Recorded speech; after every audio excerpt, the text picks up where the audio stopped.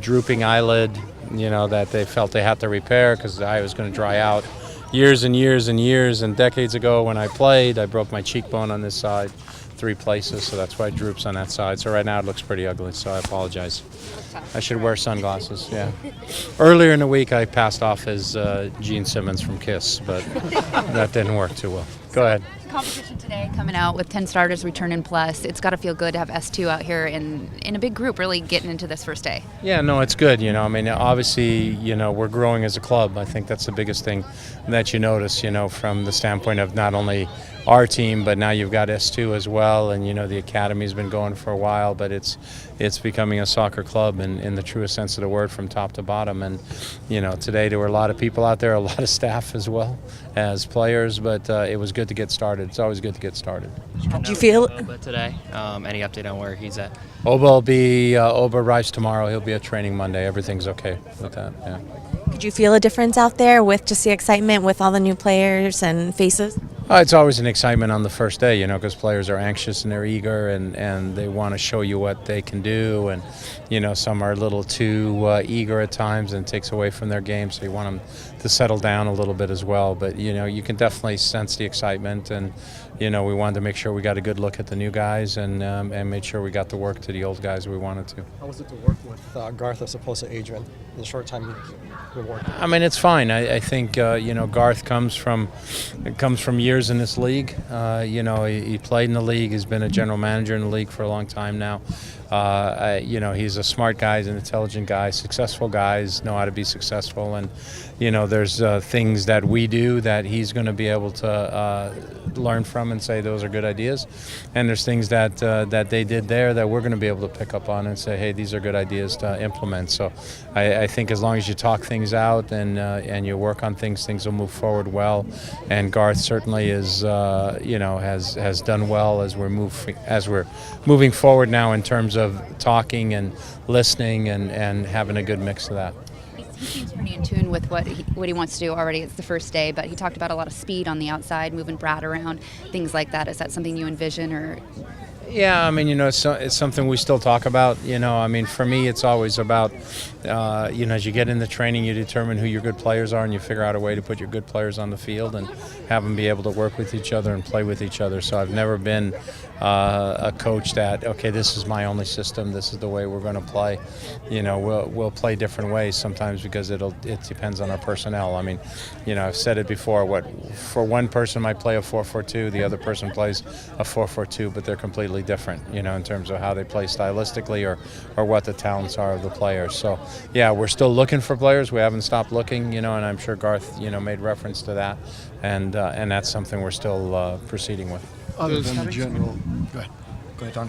Other than the general, always wanting to get better, is there a spot or two on the roster where you really have on your to-do list before March? Yeah, there possibly are, but a little bit of it is we want to come into camp and want to see how some people did, and how some people fit, and that might determine what were our real aches and pains that we wanted to deal with first and wanted to solve first. So obviously right now, we haven't added a center back per se. What are we going to do there? We're going to maybe make a positional change with a player. Or are we going to, look for something? What's our depth at left back? We're going to look at that. Wide? Do we need an additional wide player? Do we need another inside midfielder? I think those are probably the main 4 areas that we're looking at. Brad talked a little bit about possibly having to strike. He'd take it to the level of that if he did. Is that a concern to you, obviously, going into the first part of March? I don't get paid enough money to talk about the strike, so I leave that for other people to deal with. And I know last time, at the end of the day, things worked out, and hopefully that'll happen. But that's beyond me. Does having so many guys out there change the way you coach at all, or change your job out there at training at all? No, I mean, early in training when you're starting off a team, it's mainly about observation and trying to look at players. So, we want to make sure that as we're playing these training games, we're putting groups of players together that I want to sort of see together a little bit, mixing. At times we're mixing players, old and young guys. At times we're keeping the young guys together. So you saw like different groups, there. I mean, we played 3 different types of games and we put together different groups each time. So it's mainly observation.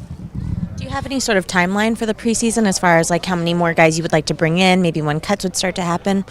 Well, obviously we'll go through this phase here, and then when we leave for LA, there might be some additions, some deletions at that point, and then after we come back from LA, there'll be some more additions and deletions.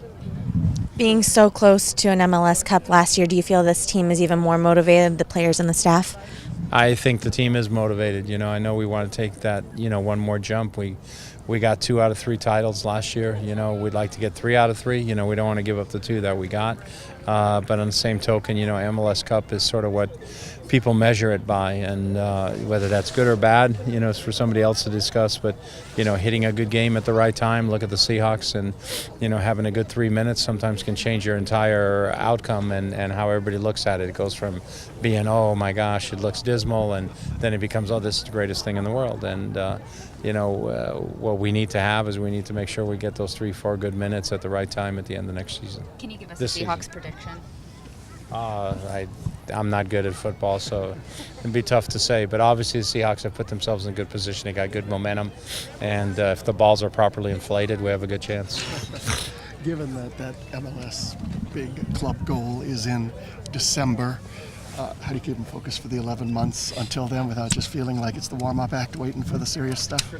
Obviously, how you do in the regular season, the positioning is really important. Supporter Shield was something that we value, winning that, so we'd certainly like to be in the consideration for that again.